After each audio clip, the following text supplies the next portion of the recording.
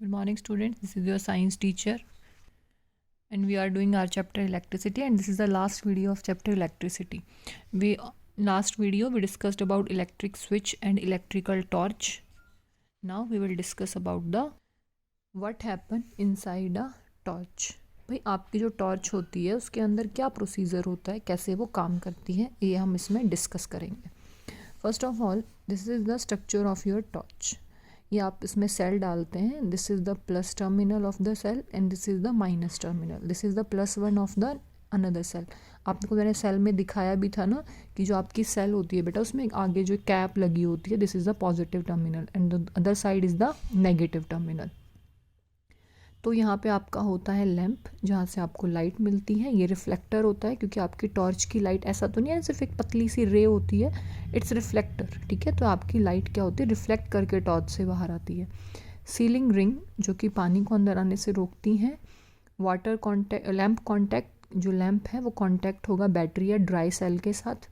Plastic casing, आपकी torch की जो प्लास्टिक केसिंग की जाती है. फिर यहाँ पे आपके स्विच जो होते हैं, metal switch, contact side switch, metal के साथ जो कनेक्टेड होगा. और ये आपका जो साइड स्विच, आप इसको ऑन ऑफ करके ऐसे मूव कर सकते हैं.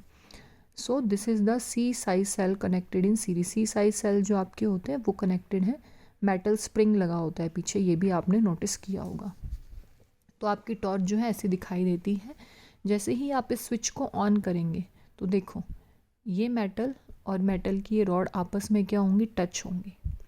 इनके टच होने से यहाँ पे क्या होगा, करंट पास करेगा और ये बल्ब जो है the bulb starts glowing.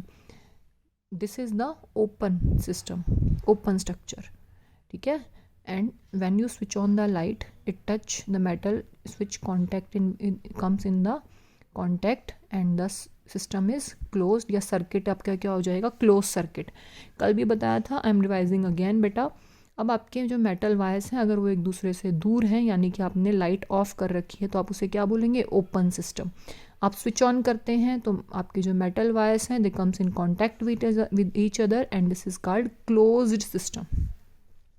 Something more, this the sign of a danger. आपने बहुत चीज़ों के ऊपर ये देखा होगा. We always see a sign of a skull and two cross bones to electric on electric poles, power stations etcetera in our locality.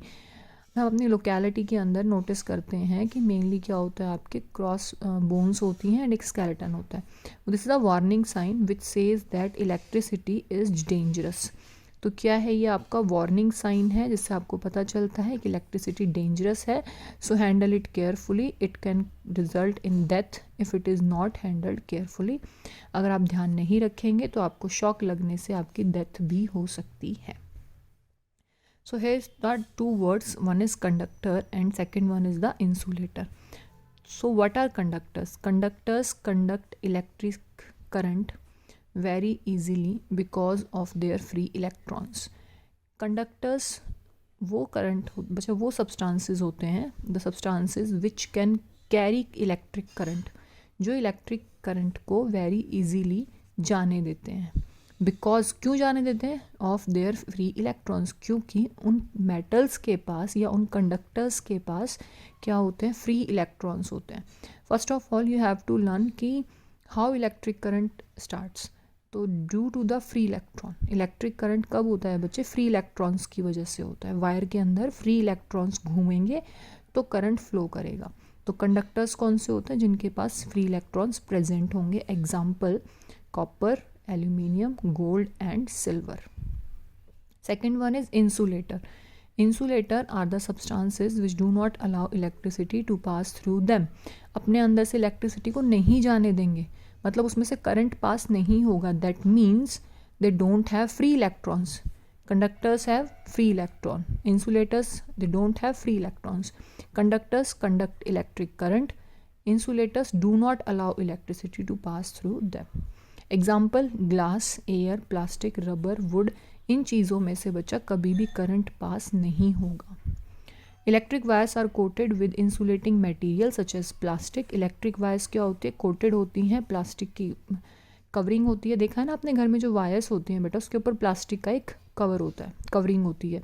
To prevent electric shocks, why this covering is available, plastic covering is available on the wires, because it prevent shock ताकि वहाँ से electric shock ना लग सके to the handlers, उसको handle करने वाले को। It is a safety precaution, ये हमारी सेफ्टी के लिए होती है। नेक्स्ट वन हम जाएंगे बच्चे अपना some safety measures to be taken while handling electricity. Do not plug in और plug out electric cords with wet hands.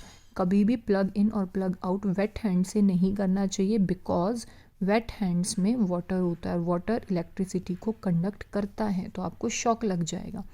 Do not plug in और plug out electric cords keeping the electric switch on. आपके घर का switch अगर on है बच्चा, तो भी आपको क्या होगा, करंट लगने के चांसेस बढ़ जाते हैं। तो उस टाइम पे भी हमें क्या करना चाहिए, कोई भी वायर के साथ छेड़छाड़ नहीं करनी चाहिए। Do not insert pencil, pencil को नहीं डालना चाहिए। फिंगर, पिन, इनको कभी भी सॉकेट के अंदर नहीं डालना चाहिए। फिंगर क्या करेगी, आपके अंदर ब्लड होता है बच्चे, और ब्लड क्या होता है, इलेक्ट्रिक कंडक्ट करता है, इलेक्ट्रिसिटी को कंडक्ट करता है। Blood is a good conductor of electricity. Learn this thing and say with me, blood is the good conductor of electricity. जैसे आप अपने फिंगर सॉकेट में डालेंगे, क्या हो जाएगा, आपके अंदर करंट लगेगा। पिन आपकी मेटल की होती है, वो तो करेगी। पेंसिल देखो, पेंसिल बच्चे मेरे हाथ में है, this is the lead, okay. Pencil के अंदर जो लेड होता है बच्चे, ये करंट को कैरी करता है। तो अगर आप अपनी पेंसिल को दोनों तरफ से शार्प कर लेंगे और एक साइड को स्विच में डालेंगे और दूसरी साइड से टच कर लेंगे, दोनों तरफ से शार्प होनी चाहिए पर पेंसिल, तब आपको करंट लगेगा। अगर दोनों तरफ से शार्प नहीं है तो नहीं लगेगा। Playing with switches, switching them on off, switches को बार बार ऑन ऑफ करना एक बैड आइडिया है, उससे इलेक्ट्रिक शॉक के चांसेस, सर्किट के ब्रेक होने के चांसेस हो सकते हैं, फ्यूज़ उड़ सकता है बच्चे वायर्स के अंदर। Touching wires that are not insulated are not to be tampered और टच। जो वायर्स इंसुलेटेड नहीं है, मतलब इंसुलेटेड का मीन्स उनके ऊपर कोई ऐसी कवरिंग नहीं है जिससे करंट पास ना हो। तो अगर मान लो वायर है, उसके ऊपर कोई कवरिंग नहीं है, तो वो करंट पास करेगी। अगर वो करंट पास करेगी तो आपको भी क्या होगा, करंट लगेगा ही लगेगा। So this is all about the chapter electricity. In our next video we will discuss our new chapter and I will send you the question answers of this chapter, milestone 3. Okay बच्चे, one level up we will discuss this also.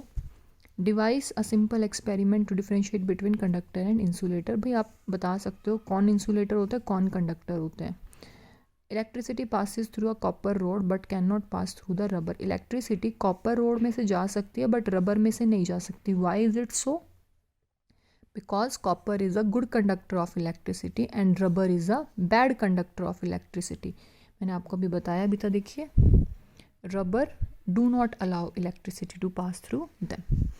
Next one is what would happen if one of the internal wires in electric appliances such as an electric iron breaks. क्या होगा अगर आपकी जो wires हैं वो क्या हो गई, ब्रेक हो गई, तो शॉर्ट सर्किट होने के वहाँ पे क्या होते हैं, चांसेस होते हैं। ठीक है बच्चे, दिस इज ऑल। अब chapter is completed now. We will discuss about the question answers. Have a good day to all.